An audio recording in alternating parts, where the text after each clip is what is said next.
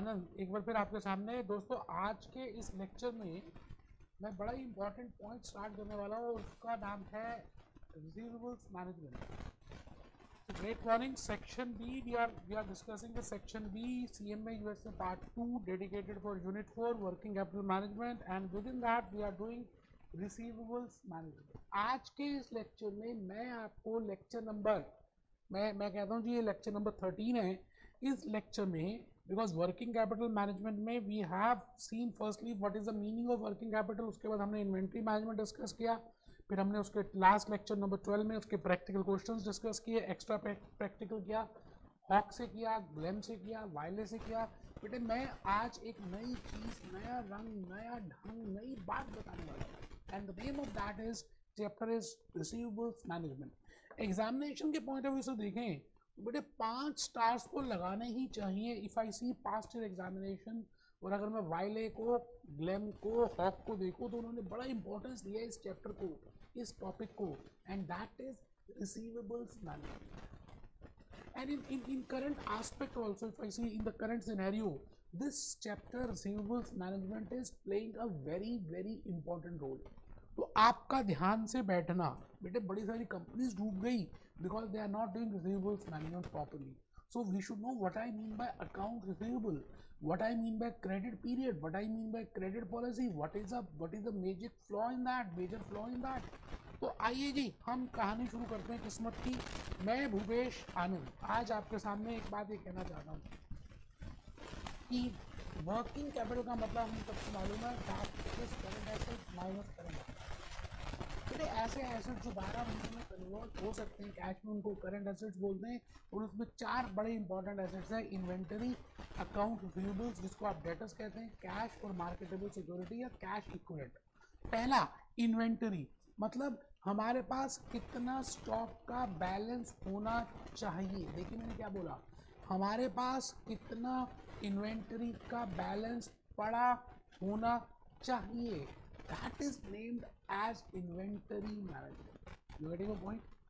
Second point is when I say debtors, accounts receivable, it means how much credit we should give. मैं आज के इस lecture में, भूपेश आनंद मेरा नाम है और मैं आज के इस लेक्चर में आपको बड़ी सारी मूवीज, हम दिल दे चुके सनम, एक मूवी आई थी बेटे, मैं आज बड़ा कुछ बताने वाला हूँ और आपको रियलिटी में टच करके दिखाऊंगा कि what is the actual meaning of receivables management.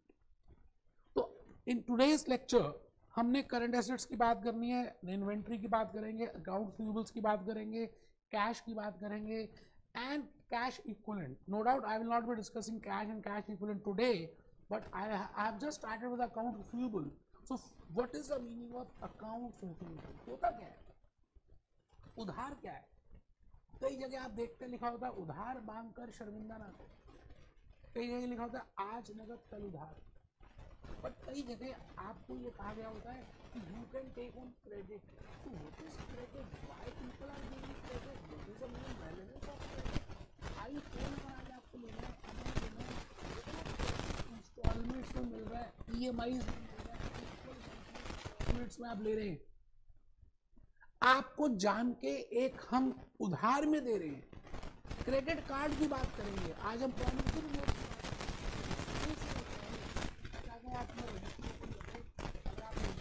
नहीं किया तो बेटा आज का लेक्चर आपकी लाइफ में नया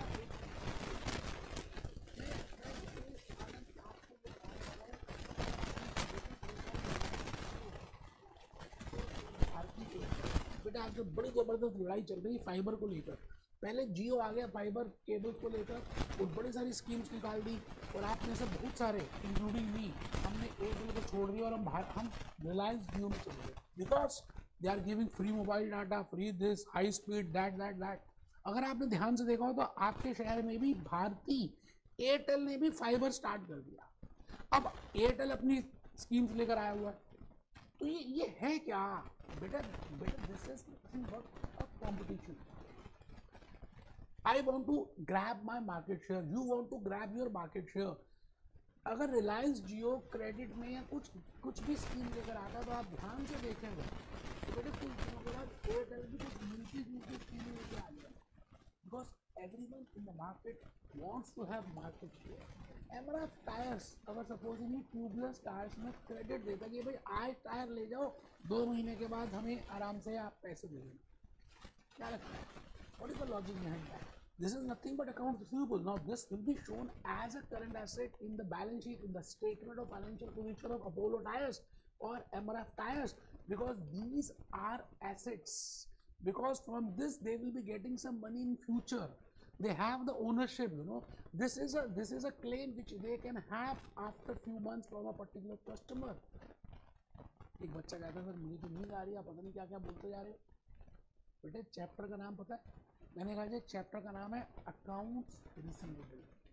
जैसे हॉक में इन्होंने लिखा हुआ है रिसीवेबल्स मैनेजमेंट, ग्लेम में लिखा हुआ है रिसीवेबल्स मैनेजमेंट, वाइले में लिखा हुआ है रिसीवेबल्स मैनेजमेंट। मेरा प्यार है, देखिए मैं अभी मैनेजमेंट नहीं बता रहा आपको, जस्ट मैं रिसीवेबल्स का मीनिंग बता रहा हूँ आपको। मैं आज के लेक्चर में अकाउंट रिसीवेबल स्टेटस जिसको हम बोलते हैं, मैं उसका एक बेसिक मीनिंग बताने जा रहा हूँ कि भैया वो वाले पैसे जो आपको अभी मिले नहीं है, आपने सामान तो बेच दिया लेकिन अभी आपने उधार में बेच दिया। उधार में क्यों बेचते हैं वो एक अलग मुद्दा है, we will see to that, but the point is the money which you have not received on the goods you have sold, that is named as accounts receivable. And because for Apollo Tyres this accounts receivable, for MRF Tyres this account receivable is a, you know, is a claim, they can claim that in future, so that is regarded as a asset. बेटे इन सबको हम asset कहते हैं और ये 12 महीने के अंदर पैसे मिल जाते हैं, इसलिए अकाउंट्स रिसीवेबल करंट एसेट में एक एज ए कंपोनेंट शो होगा। बट सवाल आता है कि ये सब मैं बता क्यों रहा हूँ, why companies give credit, why companies give credit, ऐसा क्यों हम क्रेडिट क्यों देते हैं? आपसे पूछूं why companies they want to give the credit when everything is being sold in cash? बेटे ये बिजनेस है, ये बिजनेस में नई नई कंपनीज आ रही हैं, नए नए प्लेयर्स आ रहे हैं, and they want to grab the share. Unless and until वो कुछ नया देंगे, unless and until they will find out with new strategies, new marketing strategies, बेटे पब्लिक कैसे अट्रैक्ट होगी? आप बताइए, आप कैसे अट्रैक्ट, क्या आप ऐसे ही अट्रैक्ट हो जाते हैं, कोई नया प्लेयर आता है आप वहाँ चले जाते हैं, या सच में ही वो कुछ स्ट्रैटेजीज ऐसी अडॉप्ट करता है नया प्लेयर कि आप वहाँ से अट्रैक्ट हो जाते हैं, मोटिवेट हो जाते हैं और आप अपना प्रोडक्ट उस पर्टिकुलर न्यू प्लेयर से परचेज करना स्टार्ट कर देते हैं? और उस स्ट्रैटेजी में सबसे इम्पोर्टेंट स्ट्रैटेजी है क्रेडिट दे दो, उधार में दे दो। आप रिलायंस डिजिटल में वहाँ पे बड़े बड़े होम अप्लायंसेज हैं, होम थिएटर है। मैं क्रोमा में क्या अभी पीछे होली गई तो मेरे को लगा कि चलो एक होम थिएटर घर के लिए लेते हैं, तो होम थिएटर का बजट था मेरा कुछ, लेकिन वहाँ पे लिखा हुआ था 2.5 लाख रुपए का बजट, 2.5 लाख का एक टैग लगा था। मैंने तो टैग देख के ही घबरा गया, लेकिन जैसे ही मैं टैग देख रहा था पीछे से एक बड़ी चार्मिंग लड़की आई और उसने सेल्स गर्ल आई और उसने मुझे कहा sir there is no need to pay now, you can take on credit, you have to pay, you can pay in equal monthly installments। इसका मतलब 2.5 लाख रुपए की चीज वो इक्वल मंथली इंस्टॉलमेंट्स में देने को तैयार है, उधार में देने को तैयार है, because they want to grab the market share.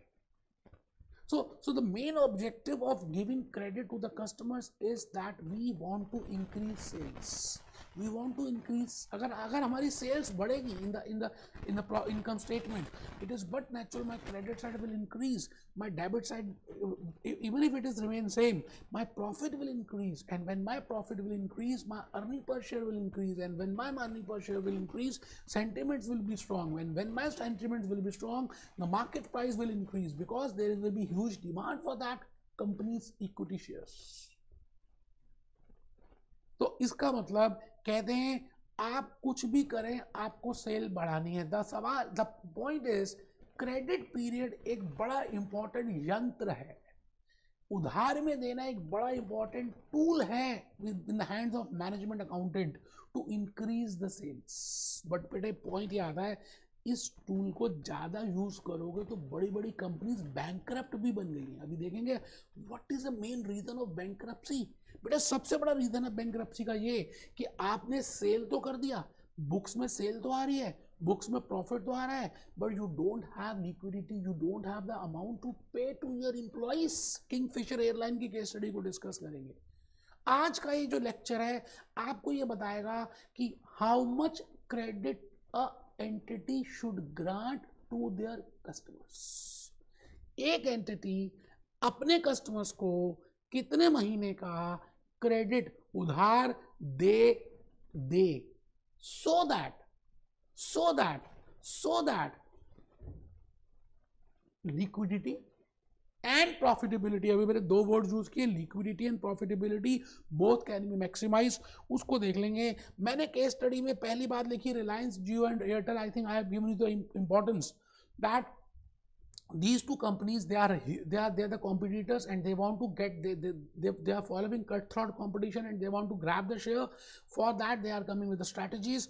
और सबसे important strategy है कि आज आप मोबाइल डाटा ले लें, आज आप रिचार्ज करा लें, पैसे बाद में दे देना। जैसे डोमिनोज पिज़्ज़ा है ना, और आपने देखा होगा डोमिनोज पिज़्ज़ा वर्सेस पिज़्ज़ा हट का पिज़्ज़ा। सपोजिंगली पिज़्ज़ा हट का पिज़्ज़ा लोग कम ले रहे हैं तो पिज़्ज़ा हट एक स्कीम के साथ आया कि भाई आज पिज़्ज़ा खाओ, 2 दिन के बाद पैसे दे देना। आ सकता है स्कीम।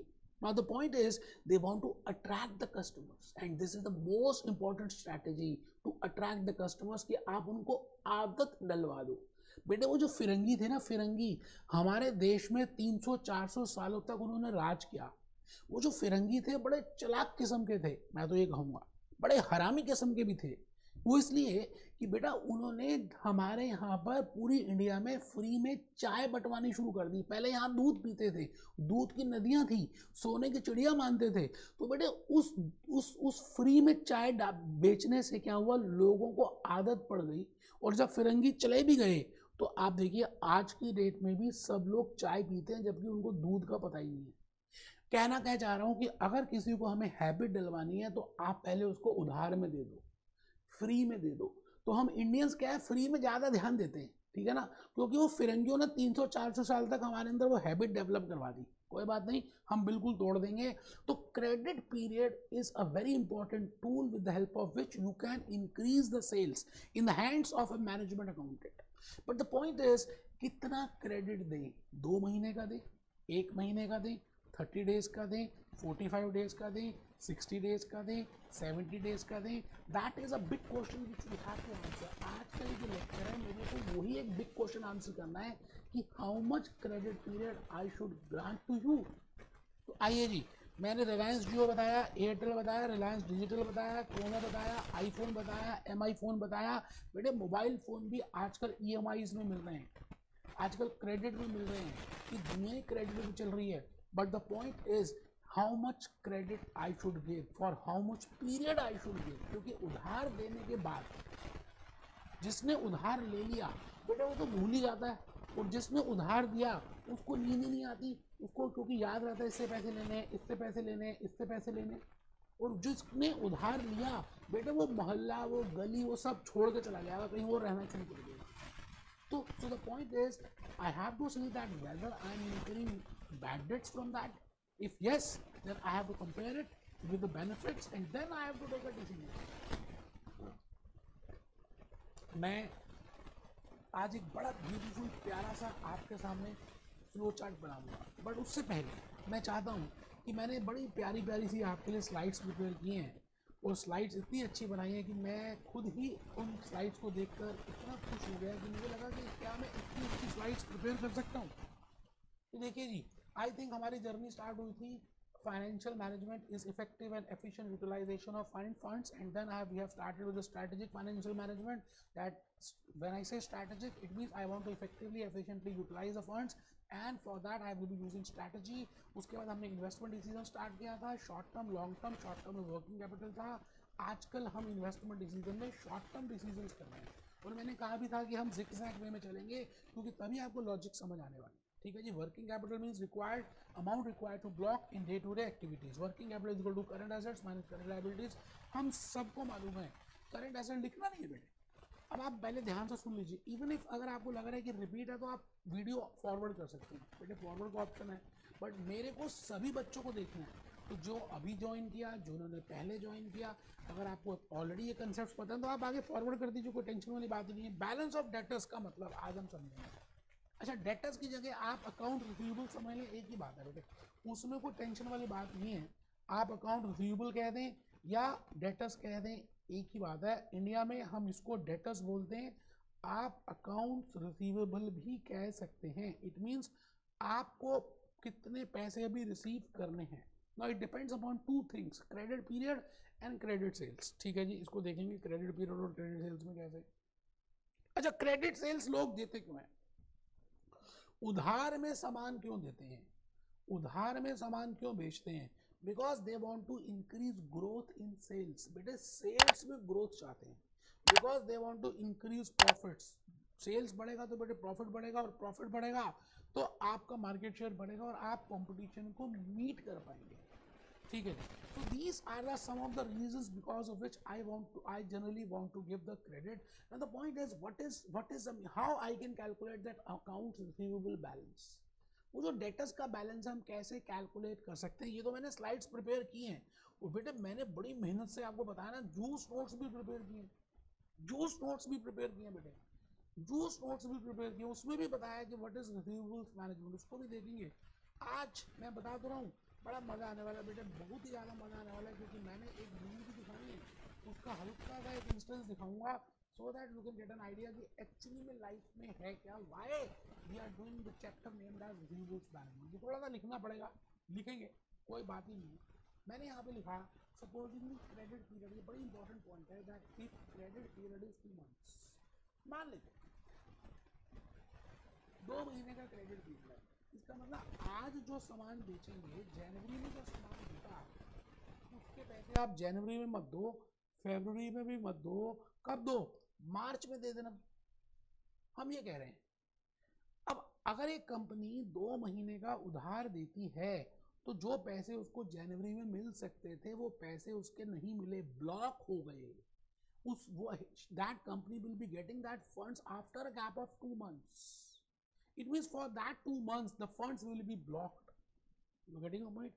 अगर assume करते हैं कि 12 लाख की सेल है, किसमें 12 मंथ्स में, इन 1 ईयर $12 लाख का सेल है, तो 2 मंथ्स में कितना सेल होगा बेटे? बड़ी सिंपल सी कैलकुलेशन है, 12 लाख रुपए की सेल है 12 महीने में, तो 2 महीने में कितनी? You can calculate for that. Why I am calculating for 2 months? Because I have given a credit of, because of that my how much funds will be blocked because आप उन फंड्स को, ब्लॉकेज को देख रहे हैं कि मेरे को जो पैसे पहले मिल जाते अब नहीं मिल रहे, लेट मिल रहे हैं। कितने लेट मिल रहे हैं? 2 महीने के बाद। और कितने पैसे ब्लॉक हैं? 2 लाख। कैसे निकाला? 2/12 2/12 2/12 2/12 into 12 lakhs, that comes to 2 lakhs. It means अगर आप पूरे 12 महीने का पीरियड देखें, ये देखें ना, ये देखिए 12 महीने का पीरियड देखें, तो 2 लाख रुपए यहाँ पे आपको लेने थे, जो आपको मिलेंगे 2 महीने के बाद। अच्छा, ये पुराने पैसे मिल जाएंगे, फिर जो नए कस्टमर्स आएंगे वो फिर 2 लाख रुपए के खड़े हो गए, वो मुझे फिर 2 महीने बाद देंगे। अच्छा, ये दे देंगे तो फिर नए कस्टमर्स आ जाएंगे, वो अलग 2 महीने बाद देंगे, फिर ये दे देंगे तो और नए कस्टमर। इट मीन्स आपने कभी गंगा जी का पानी देखा? गंगा रिवर में पानी हर समय बहता जा रहा है। क्या लगता है बेटे? पानी पुराना चला जाता है, फिर नया आ जाता है। पुराना पानी हिंद महासागर में मिल जाता है, ओशन में जाके मिल जाता है, सी में जाके मिल जाता है, फिर नया आ गया, फिर पुराना चला गया, फिर वो नया, फिर वो पुराना बन गया। It means at any moment of time if you see there is a water, but that water is every time changing. Similarly is the balance with receivables. You know, if you are giving a credit of 2 months, it means accounts receivables, no doubt they are 2 lakhs. But the point is, old customers are paying, and again new credit customers are coming. Again old customers are paying and new customers are coming. पुराने जा रहे हैं, नए आ रहे हैं, पुराने जा रहे हैं, नए आ रहे हैं, पुराने जा रहे हैं, नए आ रहे हैं. It means आप वो 2 लाख रुपए हर समय आपके पैसे ब्लॉक रहेंगे. सपोजिंगली मैं अगर क्रेडिट पीरियड एज्यूम करता हूँ 12 लाख की सेल है, 12 लाख की एनुअल सेल है, मैं 3 महीने का कर देता हूँ, तो बेटा 3/12 इंटू कितना आएगा 3 लाख। इट मीन्स मेरे 3 लाख रुपए, माई $3 लाख, माई 3 लाख येन, माई 3 lakh pound will always be invested or blocked in customers, because customers will delay me, will pay me after a period of 3 months. They will make a delayed payment after a period of 3 months. You getting my point? तो उसको हम कह रहे हैं credit accounts receivable.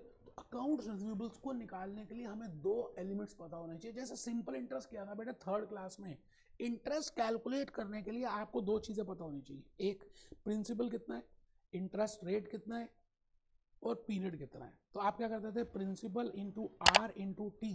It means 1 lakh रुपए का principal है, 1 lakh dollars का प्रिंसिपल है, इंटू रेट ऑफ इंटरेस्ट 10% है, और 1 साल के लिए इन्वेस्ट किया है, तो 1 साल का रेट ऑफ इंटरेस्ट आ गया 1 lakh into 10% into 1, that comes to $10,000। Similarly I can calculate credit period. मैं क्रेडिट पीरियड कैलकुलेट कर सकता हूँ if I am available with, I can calculate account receivable if I am available with two things. दो बातें अगर मुझे पता हो, पहली क्रेडिट पीरियड कितना है, दूसरा क्रेडिट सेल्स कितनी है, क्योंकि बेटे मुझे क्रेडिट सेल्स को क्रेडिट पीरियड के साथ ही तो मोहब्बत करानी है। ये दोनों भाई भाई हैं, ये दोनों भाई बहन का रिश्ता है। किस किस का, क्रेडिट पीरियड का और क्रेडिट सेल्स का। जब मैं क्रेडिट पीरियड को क्रेडिट सेल्स के साथ रिलेट करता हूं तो एक नई चीज आती है, उसका नाम है अकाउंट्स रिसीवेबल।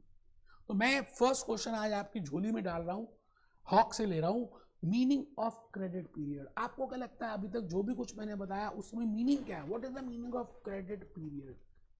क्रेडिट पीरियड का मीनिंग क्या है? मैंने कहा जी suppose a company grants a credit period of 1 month to its customers, अभी अभी बताया, and suppose annual sales are 12 lakhs। मान लेते हैं एक कंपनी अपने कस्टमर्स को 1 महीने का उधार देती है और 1 वर्ष में 1 साल में 12 लाख रुपए की सेल होती है।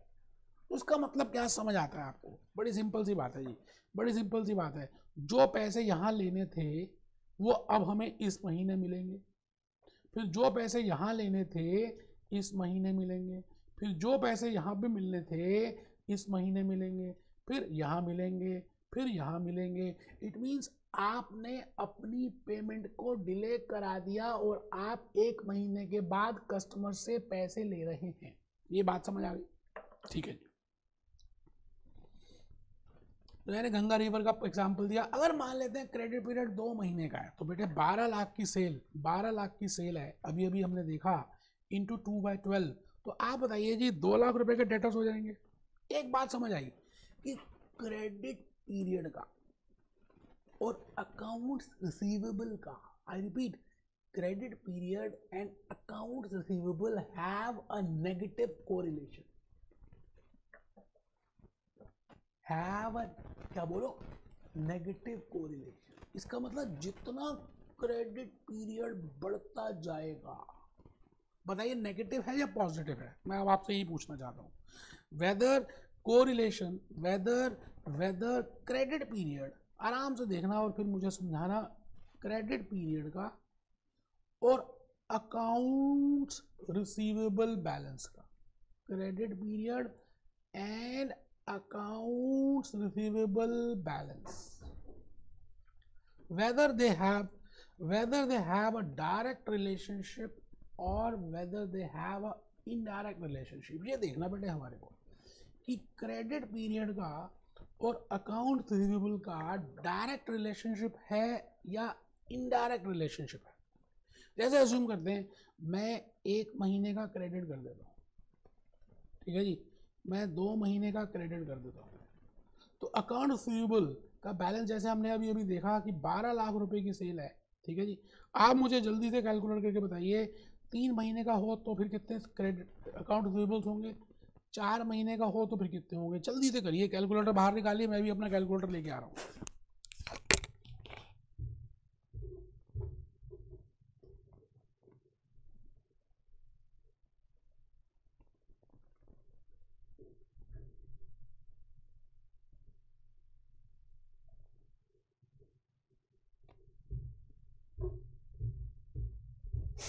ये बेटे मेरा कैलकुलेटर तो ये रहा।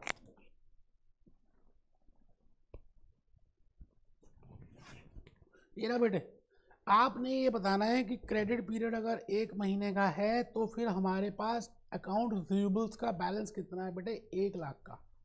और 2 महीने का क्रेडिट पीरियड होगा तो balance will be of 2 lakhs, 3 lakhs, 4 lakhs। एक बच्चों को नींद आ रही थी, वो कहता पता नहीं क्या कर रहा है master, 1/12 into 12 lakh, 2/12 into 12 lakh, 3/12 into 12 lakh, 4/12 into 12 lakh. आप चेक कर लीजिए, आपने क्या किया, क्रेडिट पीरियड को क्रेडिट सेल्स के साथ रिलेट किया और उसके बाद ये अकाउंट्स रिसीवेबल का बैलेंस कैलकुलेट कर लिया।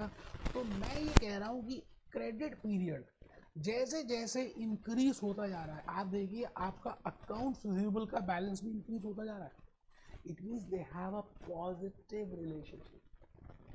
क्रेडिट पीरियड का और अकाउंट्स रिसीवेबल का डायरेक्ट रिलेशनशिप है, जैसे दीपिका पादुकोण का और रणबीर का डायरेक्ट रिलेशनशिप, जैसे रणबीर बिल्कुल उसी तरह से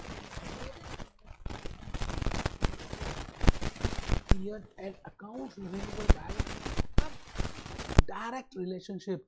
एक चीज बढ़ेगी तो दूसरी भी बढ़ेगी, बट इसमें इंडिपेंडेंट वेरिएबल क्या है बेटे, क्रेडिट पीरियड इंडिपेंडेंट वेरिएबल है और अकाउंट्स रिसीवेबल डिपेंडेंट वेरिएबल है। ठीक है सर, बहुत बढ़िया। तो पहला क्वेश्चन आप सबको समझ आ गया। Account receivable can be calculated with help of 2 things. First is credit period and second is credit sales. If I relate these 2 things, then I think I can calculate account receivable and account receivable balance and credit period have a direct relationship. ठीक है sir, मैं आगे आ गया sir. Question number 2 hoc पे दिया हुआ बेटे, ध्यान से देखना। मैं 3 क्वेश्चन ही कराऊंगा आज के लेक्चर में और आपको पूरा समझ आ जाएगा रिसीवेबल्स मैनेजमेंट। मैंने अभी तक आपको मैनेजमेंट के बारे में कुछ नहीं बताया, मैंने जस्ट बताया what is the meaning of account receivable, why companies grant credit to the customers and how we can calculate account receivable। अब मैं बताने जा रहा हूँ what are the factors, what are the elements of credit policy। बेटे policy बहुत बड़ी होती है ना, पॉलिसी का मतलब क्या है, हम कहते हैं हमारी ये पॉलिसी है, उस पॉलिसी के अंदर बड़े सारे एलिमेंट्स हो सकते हैं कि भाई हम ये कहते हैं this is covid post covid policy, उसमें आपको मास्क लगाना है, सोशल डिस्टेंसिंग रखनी है, वैक्सीन लगानी है, तो there can be different elements within that policy. तो आज मैं आपको यही बताने जा रहा हूँ क्वेश्चन नंबर 2 में that what are the elements of credit policy. Credit policy के क्या क्या एलिमेंट्स होते हैं। मैंने कहा कि पहला एलिमेंट होता है क्रेडिट स्टैंडर्ड्स। बट जो कंपनी जो management can be a conservative company, वो कहती है कि हमें रिस्क नहीं लेना, हम बड़े कंजर्वेटिव हैं, हम उधार में नहीं देंगे, क्योंकि अगर हम उधार में दे देंगे तो लोग भाग जाएंगे, बैड डेट्स हो जाएंगे, ह्यूज लॉसेस होंगे, we don't want to incur that. भले कम सेल कर लेंगे but we will not sell on credit. There can be management can have different types of thoughts. I can say Ratan Tata just for example, just for understanding purpose.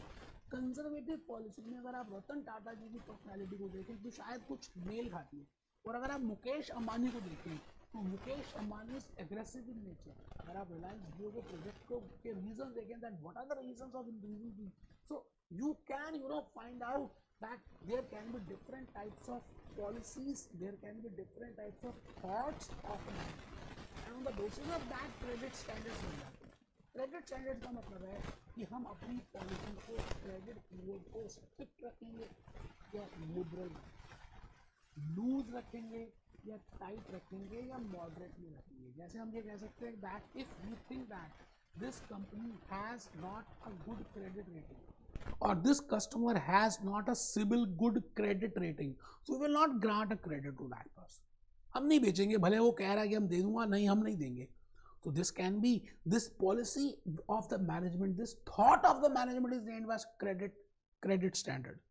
Credit terms, बेटे credit policy में मैंने कहा 3 elements होते हैं, credit standards, credit terms कि हम आपको उधार कितने दिन का दे रहे हैं, 30 दिन का दे रहे हैं, 45 दिन का दे रहे हैं, 60 days का दे रहे हैं। So how much period for which we are giving the credit, and if you do not want to get that credit, you can go for discount policy. अगर आप 30 दिन से पहले ही पैसे दे देते हैं और आप उधार नहीं लेना चाहते तो हम आपको अर्ली बर्ड कैश डिस्काउंट देंगे। So how much is the discount we are offering, how much will be the credit period, that will come in credit terms. तो मैं जैसे कहता हूँ आपको डिस्काउंट है 2/10 नेट 30। क्या मीनिंग है बेटे इसका? ये टेक्निकल एक स्टेटमेंट है। हम इसी तरह से बोलते हैं कि अगर आप 10 दिन में, सुनना जरा ध्यान से, अगर आप 10 दिन में हमें पैसे दे दोगे, seller is saying to the buyer, seller is saying to the customer that if you pay me up to 10 days, I will give you a discount of 2%. And if you do not want to get that discount, if you do not want to avail that discount policy, you can pay me after 30 days. तो अगर आप 30 दिन में पैसे दोगे तो मैं discount नहीं देने वाला।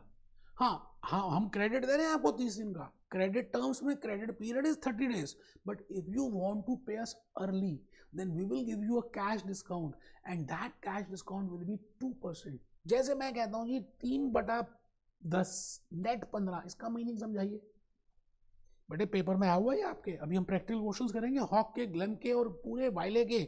दे have given the discount policies, you have to find out whether the what is the meaning of that. It means we will give you a discount of 3%, 3%, 3%, 3% if you pay us within 10 days. If you want to pay us within 10 days, if you want to pay us early, okay, please pay us up to 10th day.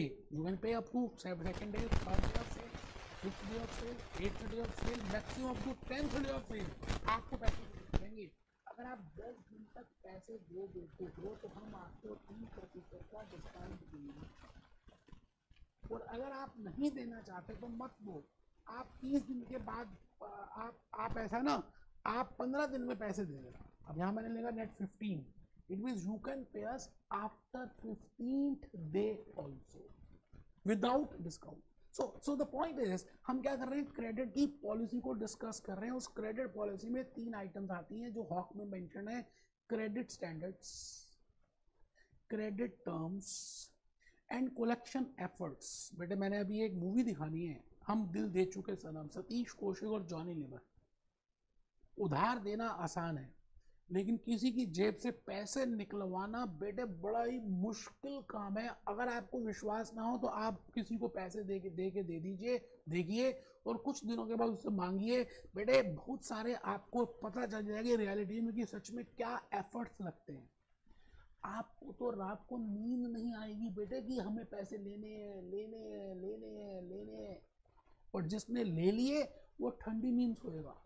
The point is there it requires some efforts also to again get that money from those customers because we have sold them goods on credit. तो इन तीनों के जुमावड़े से, credit standards, credit terms and collection effort से हम decide करेंगे कि हमें credit कितना देना चाहिए। और प्रैक्टिकली बड़ा इंपॉर्टेंट है, आज मैं आपको प्रैक्टिकली आपको स्टेप्स भी बताऊंगा, नहीं तो नेक्स्ट क्लास में देखेंगे कि हम कौन से प्रैक्टिकल स्टेप फॉलो करेंगे to find out the optimum credit policy. एक बच्चा कहता है ये चैप्टर कौन सा कर रहे हैं? अब बेटे मेरा तो मुंह पे थप्पड़ मारने का दिल कर रहा है उसको, भाई तो नींद आ रही है उसको। बेटे हम कर रहे हैं सेक्शन बी कॉर्पोरेट फाइनेंस, उसके बाद हम उसमें यूनिट नंबर 4 वर्किंग कैपिटल कर रहे हैं। हमने वर्किंग कैपिटल में कर लिया, इन्वेंट्री भी कर लिया, आज हम कर रहे हैं रिसीवेबल्स मैनेजमेंट। सर अभी तक आपने मैनेजमेंट के बारे में तो कुछ नहीं बताया। नहीं बताया बेटे, मैंने अभी तक आपको अकाउंट्स रिसीवेबल के बारे में ही बताता जा रहा हूँ। कभी इस तरह से बता देता हूँ, कभी इस एंगल से बताता हूँ, कभी इस एंगल से बताता हूँ। अब मैं आपको ये बताने जा रहा हूँ कि अकाउंट रिसीवेबल, उधार में जो आप बेचते हैं, अलग अलग तरह के टाइप्स हो सकते हैं बेटे। तो मैंने वही लिखा टाइप्स ऑफ रिसीवेबल्स, हॉक में गिवन है, एमसीक्यू आया हुआ है।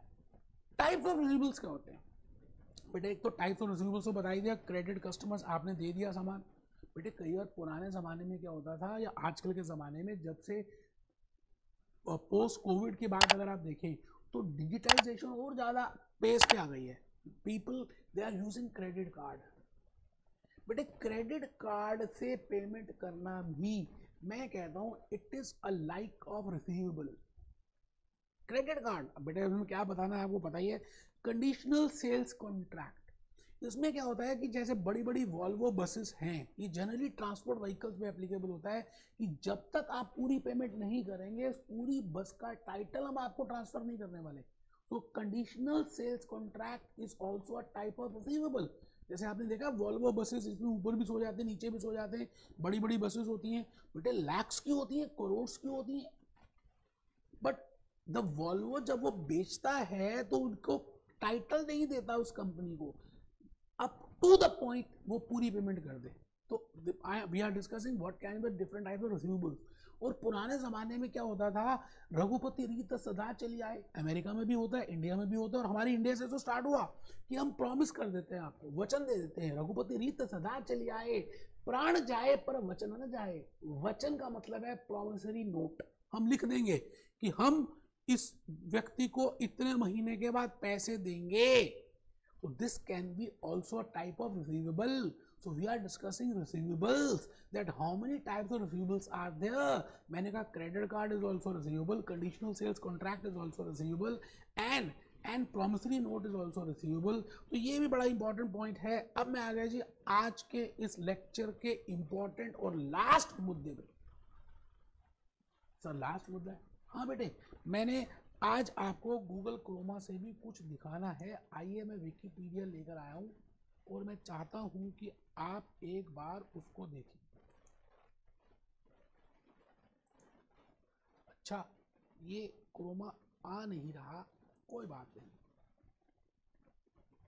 कोई बात नहीं बेटे, मैं अभी देख लेता हूँ क्यों नहीं आ रहा।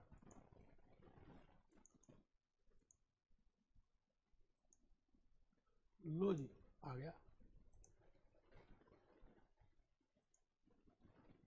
बेटे। अकाउंट्स रिसीवेबल, मैंने विकिपीडिया से पूछा कि ये विकिपीडिया बता what is the meaning of account receivable. बेटे बड़ी अच्छी साइट लगती है मुझे अकाउंट रिसीवेबल विकिपीडिया, आप इसमें से जरूर जाया करें, अपनी नॉलेज को एनहांस किया करें। Account receivables are legally enforceable claims for payment held by a business for goods supplied or services rendered that customers have ordered but not paid for. These are generally in the terms of invoices, ठीक है जी, raised by a business and delivered to the customer for the payment. This account receivable is shown in a balance sheet. It is shown as in the balance sheet because ये हमारे claims हैं, हमें पैसे मिलने हैं, इससे हमें पैसे मिलेंगे। So they are claims, goods, customers, ये देख लीजिए goods, आप सेल करते हैं goods, we are selling the goods on credit। मैंने आपको एग्जांपल दिया था रिलायंस डिजिटल का, I have given the example of Chroma, I have given the example of iPhone, मैंने आपको MI के फ़ोन की बात की, फिर मैंने आपको अलग अलग रियल केस स्टडीज बताई। और आज ये जो मैं विकिपीडिया से रिलेट कर रहा हूँ और आपको ये बताना चाहता हूँ कि what I mean by accounts receivable. Payment आजकल हम इलेक्ट्रॉनिकली कर रहे हैं, वो ठीक है, ठीक है जी। Payment terms, payment terms, payment terms की बात करें तो payment terms can be an example of common is net 30 days, which means the payment is due at the end of 30 days.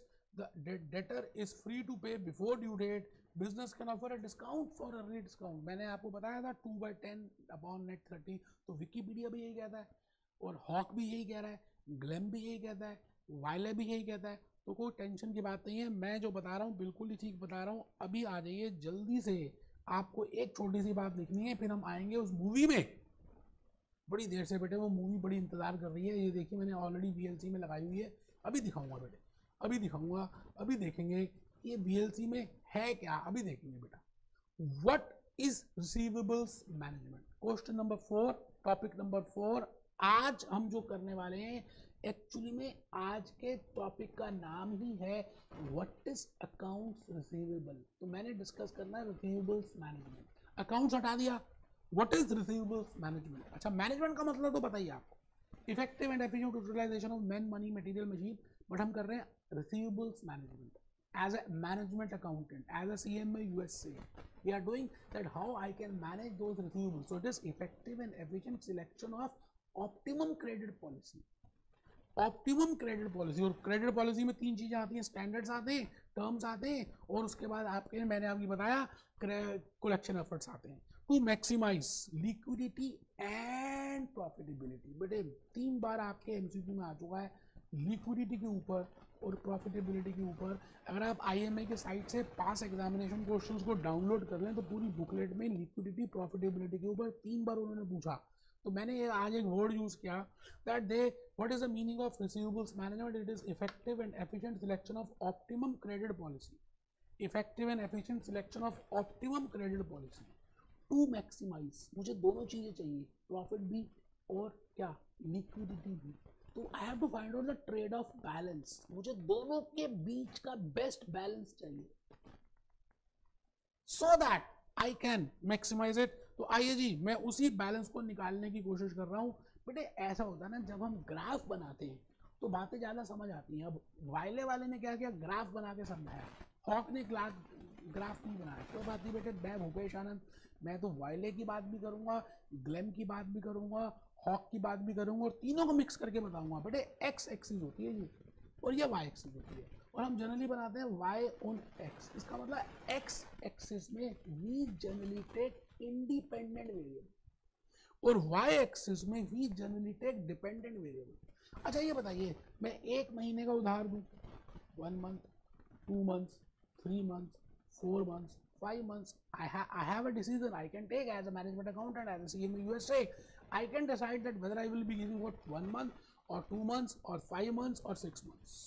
आप ये बताएं, जब मैं ज़्यादा क्रेडिट दूंगा तो मैं ज़्यादा सेल करूंगा, बेटे लाइन लग जाएगी खरीदने के लिए। अगर मैं कहता हूँ जी आज पिज़्ज़ा खा लीजिए, 2 दिन के बाद पैसे देना, डोमिनोज पिज़्ज़ा वाले कहते हैं, लाइन लग जाएगी दूर तक, सब पिज़्ज़ा के लिए आ जाएंगे। इसका मतलब मेरी सेल्स बढ़ेंगी। अच्छा जब सेल्स बढ़ेंगे तो मेरा प्रॉफिट भी बढ़ेगा। तो इसका मतलब 1 महीने में का उधार दें तो इतना मेरा सेल होगा, 2 महीने का तो और ज़्यादा, 3 महीने का तो और ज़्यादा। It means my sales will increase as the credit period will increase. बोलो जी हाँ या ना तो बोल दो। बट द पॉइंट इज, अगर मैं इसी एक्सिस में लिक्विडिटी भी ले लूँ, सोचना आप ध्यान से, लिक्विडिटी का मतलब है कि मेरे पास मेरे पैसे ब्लॉक नहीं हो रहे, मेरे पास पैसे जल्दी आ जाएं। बेटे अगर मैं एक महीने कैश में सेल करता हूं तो आज ही पैसे आ जाएंगे। इसका मतलब if I don't give a credit तो मेरी लिक्विडिटी हाईएस्ट रहने वाली।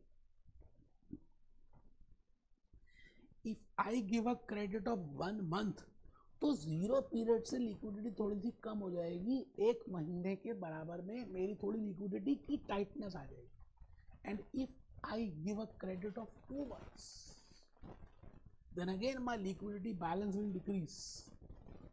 मेरी बात तो समझ रहे हैं, क्योंकि मुझे 2 महीने के बाद पैसे मिलेंगे।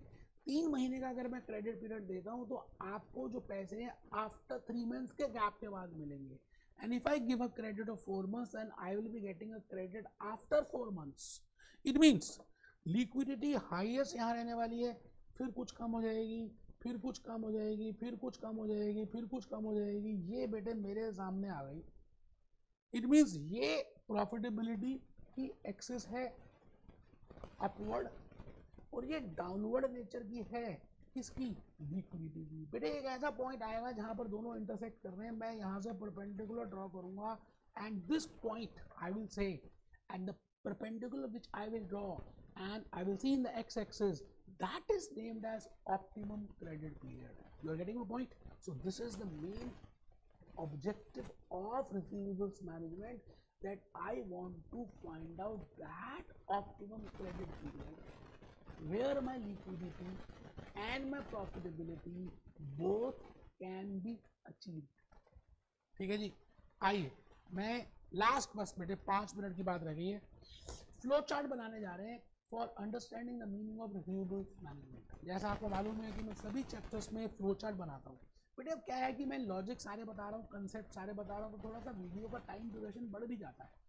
अगर आपको लगता है कि आपको आता तो आप फॉरवर्ड कर सकते हैं, बट मेरा पॉइंट है कि कोई भी चैप्टर आप करते हैं पहला लेक्चर तो फॉरवर्ड नहीं करना चाहिए, पूरा सुन लीजिए।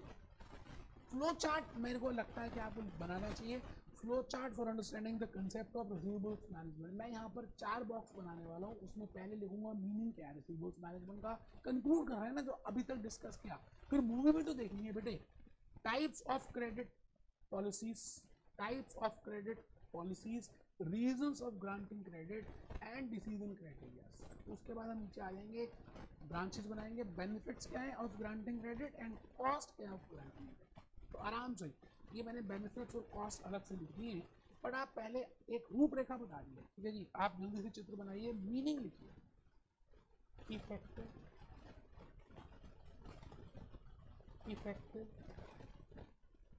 And efficient, effective and efficient selection of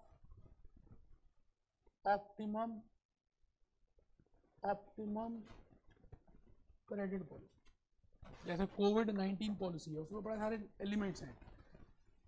credit policy को इफेक्टिवली और एफिशिएंटली निकालना is named as receivables management. Types of credit policies मैंने अभी भी बताया था बेटे, टाइट भी हो सकती है, लिबरल भी हो सकती है, लूज हो सकती है, ठीक है जी, मॉडरेट हो सकती है। तो टाइट को वैसे हम जनरली बोलते हैं कंजर्वेटिव, जिसमें रिस्क फैक्टर कम होता है। लूज का मतलब होता है एग्रेसिव, और एक थर्ड होती है बेटे बीच में, मॉडरेट लिख दिया मैंने, मॉडरेट अभी डिस्कस किया बेटे, इसलिए दोबारा से नहीं बता रहा। अच्छा, रीजंस क्या हो सकते हैं क्रेडिट देने की? बड़े सिंपल सी रीजन है जी, इंक्रीज इन सेल्स, और next reason can be increase in market share. आप अपना मार्केट का शेयर बढ़ाना चाहते हैं, आप अपनी सेल्स को बढ़ाना चाहते हैं। रिलायंस जियो अपनी सेल्स को बढ़ाना चाहता है, आईफोन अपनी सेल्स को बढ़ाना चाहता है, एमआई फोन अपनी सेल्स को बढ़ाना चाहता है। बेटे they will generally give credit, there can be different reasons, जगह नहीं है वहां पे मैंने लिख दिया डिसीजन क्राइटेरियाज में। मैंने अभी आपको दो क्राइटेरियाज बताए, एक बताया बेटे लिक्विडिटी और दूसरा बताया मैंने प्रॉफिटेबिलिटी, और इनका एक चित्र भी बना के दिखा दिया, चित्र रूपा, चित्र के रूप जैसी मैंने I have prepared a graph, you know, axis. America में भी एक्सिस बनाते हैं, y on x, it means dependent on independent, it means I will take dependent variable on y axis और इंडिपेंडेंट ऑन x एक्सिस, ठीक है जी। अब हम ये चार बातें हम डिस्कस कर ही चुके हैं, अब हमें देखना है कि हम कौन सी बेस्ट पॉलिसी लें। इन सभी आपको क्या होगा, डिफरेंट पॉलिसीज गिवन होगी कि whether we should give a credit of 30 days, whether we should give a credit of 60 days, whether we should give a credit of 90 days। तो आपको मान लेते हैं तीन पॉलिसीज दी है, 30, 60 एंड 90, 3 क्रेडिट टर्म्स गिवन है। तो आप क्या करोगे, तीनों क्रेडिट टर्म्स के क्या निकालोगे, बेनिफिट्स एंड कॉस्ट। बेनिफिट का मतलब है कि आपको फायदा क्या हो रहा है, और कॉस्ट का मतलब है आपके खर्चे क्या लग रहे हैं। तो आइए जी, बेनिफिट क्या होगा, बड़ी सिंपल सी बात है जी। बेनिफिट में आपको क्या लगता है, मैंने बताया बेटे, अभी तो बताया, monetary benefits of granting liberal credit. एक ही बेनिफिट मुझे दिखता है, वो ये है कि जहाँ पर फूल होते हैं, शहद होता है, मक्खी अपने आप आ जाती है। आप जब उधार में देंगे तो उधार में लेने को किसको अच्छा नहीं लगता, सब ले लेंगे, आपकी सेल्स बढ़ जाएगी, मार्केट शेयर बढ़ जाएगा। बट अब आ रही मूवी की बात, जब आप उधार में देंगे तो आपके खर्चे भी बढ़ेंगे, मॉनेटरी कॉस्ट बढ़ेगी, और सबसे पहली बात, लोगों की नीयत खराब हो जाएगी। बेटे customers they will not be giving you the money back, there will be huge bad debts. Vijay Mallya Canara bank से, इंडियन बैंक से लोन लेकर लंदन भाग गया, उसकी नीयत खराब होगी कि मैं पैसे नहीं दूंगा, उधार में लिए थे। अभी देखिए एक मूवी, एक गाना, एक मूवी थी, क्या थी बेटे मूवी, आइए देखते हैं। मैं इस मूवी के थ्रू ये बताना चाह रहा हूँ कि एक था सतीश कौशिक और एक था जॉनी लीवर। मूवी का नाम था हम दिल दे चुके सनम। सतीश कौशिक ने जॉनी लीवर को पैसे उधार में दिए, और फिर जब उसने पैसे मांगने की कोशिश की तो जॉनी लीवर फोन में किस तरह से अपनी आवाज बदल रहा है, उसकी नीयत खराब हो चुकी है। यही बात मैं बताने जा रहा हूँ, bad debts. Bad debt is a additional cost which you will incur if you give credit. तो we are relating benefits with cost, कि भाई बेनिफिट्स क्या है, कॉस्ट क्या है। Then only as a management accountant I can maximize, I can find out the optimum credit period। आइए जी देखते हैं, थोड़ा सा इसको देख लेते हैं। हेलो सनी गोयल महाराज हैं क्या? अब फोन आया, सतीश कौशिक ने जॉनी लीवर को पैसे दिए हुए हैं और फोन किया उसने कि भैया ये साहब हैं, मुझे पैसे लेने हैं। और अब देखिए जॉनी लीवर क्या कह रहा है। इसकी ऐसी की तैसी। और ये सनी जी तो नहीं है, मैं कौन बोल रहा तुसी? महाराज मैं जर्मन बोल रहा हूँ। अब जॉनी लीवर उसको ये प्रिज्यूम कर रहा है कि आपने फोन गलत जगह मिला दिया, ये कर दिया, वो कर दिया। फिर देखिए सतीश कौशिक क्या सोच रहा है। ए, कोई ना हो गया। वो तो जर्मन बोल रहे हैं, मैं जापान बोल रहे हैं। महाराज जापान जी सनी जी किधर गए हैं? वो यार और किधर जाएगा, शूटिंग तो कह रहा है फोन। अब शूटिंग पे गए हैं। महाराज मेरा कर्जा वापस करने के चक्कर में इसका मतलब जिसको पैसे लेने होते हैं उसको थोड़ी सी प्रॉब्लम होती है और वो बैड डेट के इनकर करता है। बेटे अभी एक मूवी और दिखानी है, पहले थोड़ा सा लिख लेते हैं। लास्ट पॉइंट तो है बेटा, मैं भूपेश आनंद इस समय आपको फ्लो चार्ट बनवा के दिखा रहा हूँ। और फ्लो चार्ट बेटे कुछ इस तरह का आएगा। ये देखो, ये आएगा बेटे फ्लो चार्ट। ये देखो मैंने अभी बताया भी था, ये रहा फ्लो चार्ट बेटे, ये आएगा flow chart. Meaning of account receivables management लिखा हमने, टाइप्स ऑफ पॉलिसीज लिखी, डिसीजन क्राइटेरियाज लिखे। यहाँ पर हम नीचे उसी टेबल से आ रहे हैं। नीचे लिखा मैंने मॉनेटरी बेनिफिट्स और फिर लिखा मैंने monetary cost, monetary benefits. Benefits में क्या लिखेंगे बेटे, एक ही बेनिफिट है, इंक्रीज इन प्रॉफिट और इंक्रीज इन सेल्स और इंक्रीज इन मार्केट शेयर। अब कॉस्ट में क्या क्या है ये बड़ा इंपॉर्टेंट है बेटे, जो मैं बताना चाहता हूँ। कॉस्ट में सबसे पहले है इंक्रीज इन बैड डेट्स। उधार देने से आप ग्राहक तो छोड़ ही देंगे, उधार दिया ग्राहक खो दिया, ऐसा भी देखा होगा आपने, लिखा होगा बनने की दुकान पे। तो बैड डेट्स की भी आपको मूवी भी दिखा दी, हम बिल दे चुके थे ना। अच्छा, दूसरी बात, increase in blockage of funds. आपको क्या लगता है बेटे, जब आप उधार देंगे तो क्या आपके फंड्स ज्यादा ब्लॉक होंगे? बिल्कुल बिल्कुल होंगे, क्यों नहीं होंगे? मैंने आपको अभी बताया था कि अगर आप एक महीने का उधार देते हैं, if you give a credit of 1 month, then your account receivable will be 1 lakh in that 12 lakhs example. If you give a credit of 2 months, then your account receivable will be of 2 lakhs. If you give a credit of 3 months, if annual sales are 12 lakhs, then my account receivable will be of 3 lakhs.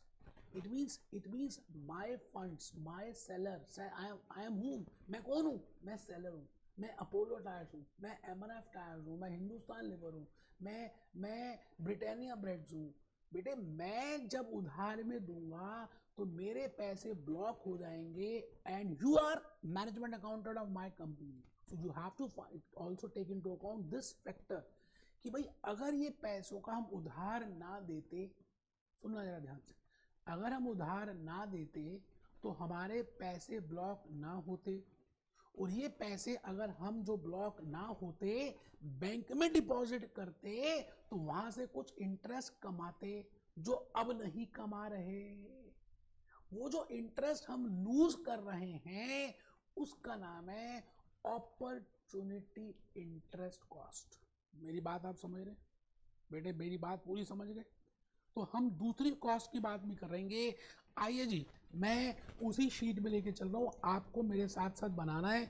मैं बेटे यहाँ देखिए increase लिख लिया, increase in cost, monetary cost में increase in bad debts, increase in opportunity, increase in collection cost, factoring cost भी होगी देखेंगे। फिर हम क्या करेंगे, कॉस्ट को और बेनिफिट्स को एक साथ साथ ले आएंगे, हम साथ साथ हैं, और नेट बेनिफिट और नेट कॉस्ट कैलकुलेट। और जहां पर नेट बेनिफिट, जिस ऑप्शन में नेट बेनिफिट पॉजिटिव आएगा, आग गले लग जा उसको गले लगा लेंगे। अब ये प्रैक्टिकली कैसे करेंगे बेटे, लेक्चर नंबर 2 में बताऊंगा। एक बच्चा कहता है ये आएगा ही नहीं बेटे, पेपर भरा पड़ा है सीएम में, आप आईएमए साइट से पुराने पास्ट पेपर डाउनलोड करके देखो, हॉक के प्रैक्टिस आंसर शो करके देखो, वाइले के प्रैक्टिस टेस्ट पेपर शो करके देखो, ग्लैम के 2021 के क्वेश्चन शो करके देखो। बेटे आपको क्वेश्चंस पूछे गए हैं, इसीलिए तो मैं कह रहा हूँ आपका सिंसियरली बैठना और प्रैक्टिकल करना बड़ा इंपॉर्टेंट है। और नेक्स्ट क्लास में बेटे ये कैलकुलेटर जरूर लेकर आना आप। तो आज के इस लेक्चर में मैं भूपेश आनंद आज आपके सामने यही बात बताने जा रहा हूँ that I want as a management accountant, my objective is to determine optimum credit policy for my company for which I am a management accountant and my company and any company, and I want to find out that what is the optimum credit policy keeping in mind the liquidity and profitability. बस बेटे आज के लिए इतना ही। Next class में मिलते हैं। एक लेक्चर भी और लगेगा, ज़्यादा कुछ नहीं, उसमें सब कुछ बता दूंगा। आज 80% बता दिया, 20% भी रहता है क्योंकि हॉक पे 20% वो और भी दिया हुआ। अच्छा, जो बच्चे वायले और ग्लैम से कर रहे हैं उनका तो आज ही खत्म हो गया। बट बेटे आपको जब मैं दे रहा हूँ नॉलेज, तो आप मेरे साथ एक लेक्चर और कर लो यार। पैसों की बात है, डॉलर्स में पेमेंट करनी पड़ेगी ना एग्जामिनेशन फीस की। बार बार दोगे क्या पैसे? एक ही बार देंगे बेटे, इंडियंस एक ही बार करते हैं काम। इसलिए आप सभी के सभी नेक्स्ट 1-2 लेक्चर जो मैं लूँगा छोटे छोटे होंगे, वो तो आप करें। ज़्यादा लगता है लंबा तो फॉरवर्ड कर सकते हैं, बट सेकंड और थर्ड लेक्चर में मैं प्रैक्टिकल कराने वाला हूँ। Be happy, B jolly, B cheerful.